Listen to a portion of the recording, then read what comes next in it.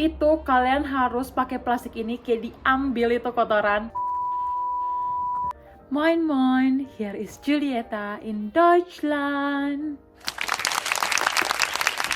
Hai guys, balik lagi sama aku Julieta. Kali ini aku mau ngejelasin culture shock di Jerman versi aku, oke? Tonton sampai habis ya. Oke, jadi culture shock yang pertama versi aku itu adalah anak TK pulangnya itu sore. Iya betul, kalian gak salah dengar. Waktu aku jadi au pair, anak asuh aku itu dia diantar sama mamanya jam 9 pagi dan dia itu baru pulang sekitar jam setengah 4 sore atau jam 4 sore, aku udah lupa banget. Dan kadang kalau misalnya aku nggak jemput dia itu suka pergi ke rumah temennya, kayak gitu. Itu buat culture shock aku yang pertama. Karena di Indonesia yang kita tahu kan anak-anak TK mereka masuk pagi, paling siang jam 12, jam 11 udah pada pulang nggak sih? Aku nggak tahu kalian udah pernah denger ini apa enggak, tapi yang di Jerman yang aku tahu itu kayak gitu. Oke, sekarang kita lanjut. Untuk culture shock versi aku yang kedua itu adalah kotoran anjing itu harus dibawa sama kalian. Anjing-anjing di sini kebetulan itu memang anjing rumahan guys. Jadi itu mereka cuma dibawa keluar 2-3 kali sehari. Itu hanya untuk mereka buang air kecil dan air besar. Tapi ada peraturannya guys. Jadi kalau misalnya mereka bawa anjing mereka ini jalan-jalan untuk mereka buang air kecil dan air besar, di sini tuh disebutnya namanya tuh Gassi. Betul, disebutnya di sini Gassi. Nah, jadi kalau misalnya orang-orang Jerman di sini lagi Gassi sama anjing mereka, mereka punya plastik khusus buat kotoran anjing. Mau mereka buang air besarnya di halaman rumah kalian sendiri atau di teras rumah kalian sendiri, itu kalian harus pakai plastik ini, kayak diambil itu kotoran dan dibuang ke tempat sampah bio. Nah, jadi aku pas nyampe sini tuh aku kaget banget. Dan juga di sini anjing dan kucing itu banyak yang dibiarkan bebas. Sedangkan kalau anjing itu mereka benar-benar yang kayak di rumah dan dikeluarin itu kalau mereka cuma mau buang air kecil dan atau air besar. Di sini juga yang aku tahu anjing dikenakan pajak. Kalau kalian punya anjing, per tahunnya itu yang aku tahu 100 euro. Tapi kalau kucing itu setahu aku nggak ada pajaknya sama sekali. Sekarang kita lanjut versi ketiganya. Oke, untuk versi ketiganya itu adalah toko-toko di sini itu tutup jam 7 atau jam 8 malam.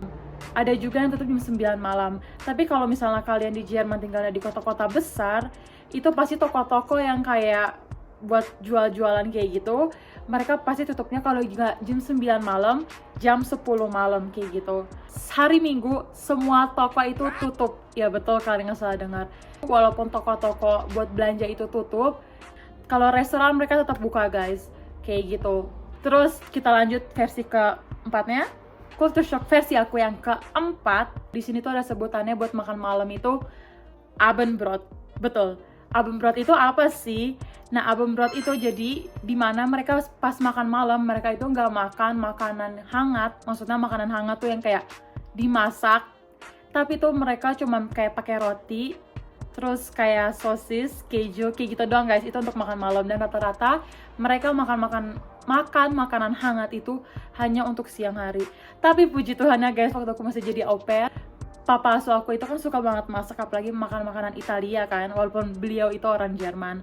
Tiap malam itu puji Tuhannya aku selalu makan makanan hangat. Bisa dibilang sebagian besar orang Jerman kayak untuk makan makanan malam itu mereka pakai versi itulah, Abendbrot. Oke, kita lanjut ke culture shock versi aku yang kelima. Kalau kalian misalnya di sini mau buat SIM guys, kalian harus bayar mahal banget.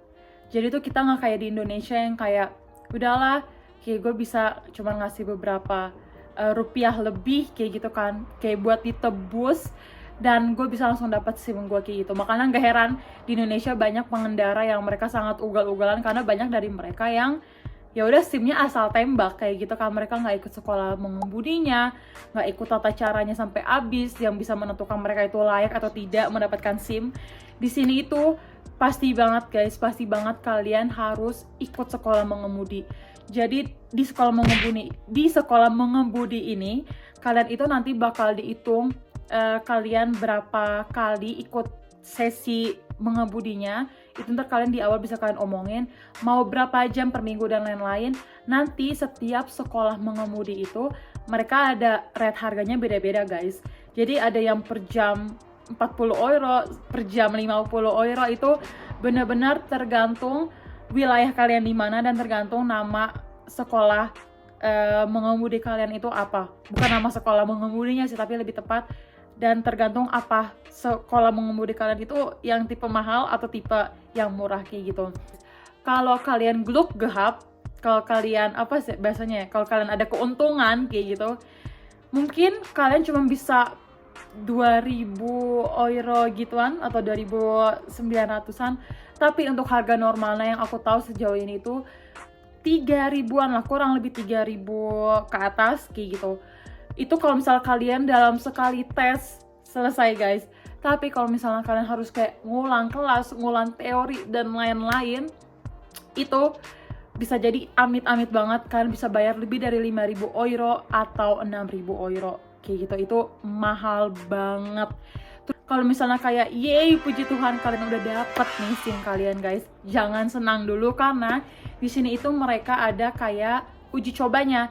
Jadi ntar kalian udah dapet SIM, tapi tetap nanti kalian ada masa uji coba, setahu aku itu 2 tahun, 2 atau 3 tahun, yang dimana nanti kalau kalian udah lebih dari 3 kali atau 4 kali pelanggaran kayak gitu guys, nanti SIM kalian ini bakal diambil.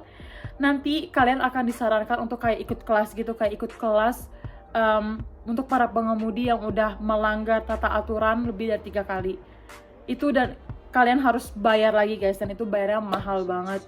Dan nanti setelah dari situ baru kalian, setahu aku baru kalian bisa dapat SIM kalian, yang aku tahu kurang lebih kayak gitu. Kalau mau yang menambahin boleh ya, tambahin di kolom komentar.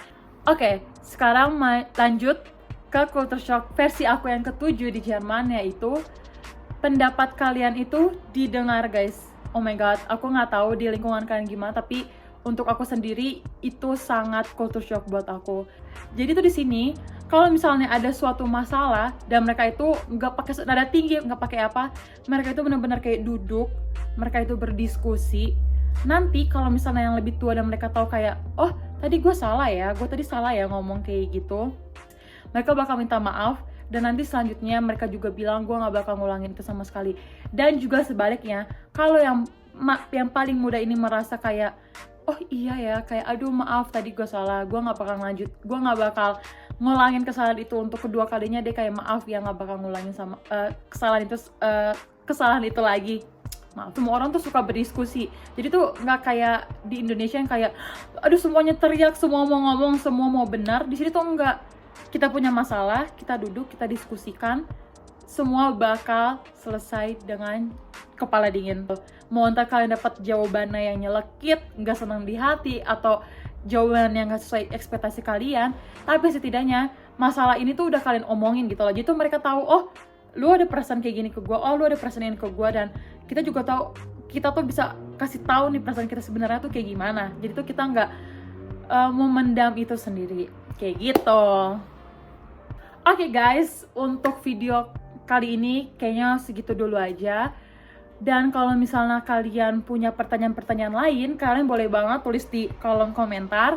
Dan kalau kalian misalnya punya ide-ide lain untuk aku kayak Jul, mendingan bikin ini dong, Jul tolong bikin ini dong, kalian juga boleh banget komen di bawah, bantu aku untuk aku bikin konten yang lebih banyak lagi yang bisa membantu kalian, baik kalian yang sudah di Jerman, baru nyampe di Jerman, atau lagi pengurusannya dari Jerman ke Indonesia. Dan mungkin banget aku bisa bantu dengan info-info yang aku ada dan yang aku dapat gitu, aku bisa kasih tahu ke kalian. Kalian boleh banget komen di bawah. Terus juga guys, tolong support aku dengan cara like, subscribe, dan komen. Dan kalau kalian misalnya baik banget, tolong share video aku ke teman-teman kalian atau keluarga kalian yang membutuhkan info-info kayak gini. Bye, bis zum nächsten Mal.